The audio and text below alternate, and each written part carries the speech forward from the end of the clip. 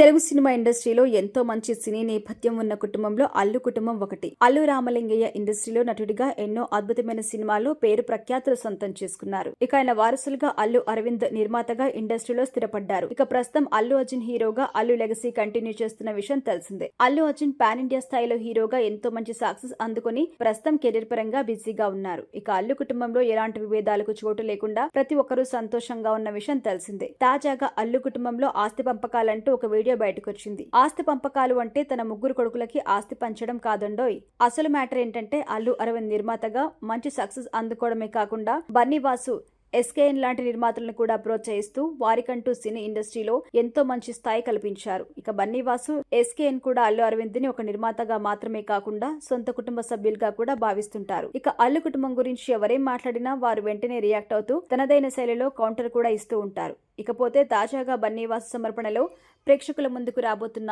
మిత్రమండలి cinema teaser launch programme జరిగింది. ఈ programme కి నిర్మాత ఎస్కేఎన్ కూడా హాజరయ్యారు. ఈ ప్రోగ్రాం లో భాగంగా ఆయన మాట్లాడుతూ అల్లు అరవింద్ గారికి ముగ్గురు కొడుకులు కాదు, 5 కొడుకులం. ఆ ముగ్గురితో పాటు నేను, బన్నీవాస్ కూడా ఆయనకు కొడుకు లాంటి వాళ్ళమని తెలిపారు. ఇక ఒక చేతికి 5,000 ఎలా విడిగా ఉంటాయో మేము కూడా అలాగే ఉంటామని, ఏదైనా సమస్య వస్తే ఈ 5,000 పిడికిలుగా మారతాయని అల్లు కుటుంబంపై వారికున్నటువంటి అనుబంధం గురించి చెప్పారు. ఇకపోతే ఈ ప్రోగ్రామ్ లో భాగంగా అల్లు అరవింద్ గారి ఆస్తిలో కూడా వాటా కావాలి అంటూ సరదాగా ఎస్కేఎన్ మాట్లాడారు. ఇలా ఆయన మమ్మల్ని కొడుకులుగా చూసుకుంటారు కాబట్టి జూబ్లీహిల్స్ 36 చివరన ఒక బిల్డింగ్ ఉంది, అందులో కూడా మాకు వాటా కావాలి అంటూ మాట్లాడారు. ఇలా ఆస్తిలో వాటా కావాలి అంటూ అడగకపోవడం మా సంస్కారం, మేము అడగకపోయినా ఇవ్వటం ఆయన మంచితనం అంటూ ఆస్తి కావాలని అడిగేశారు. అయితే ఇదంతా కూడా సరదాగానే చెప్పారని తెలుస్తుంది. మేం ఆయన బిడ్డలం కాకపోయినా ఆపద వస్తే ఒక్క క్షణం కూడా ఆగమని, తన కోసం ఎంతటి దూరమైనా వెళ్తామని ఈ సందర్భంగా నిర్మాత ఎస్కేఎన్ చెప్పకనే చెప్పేశారు. మరి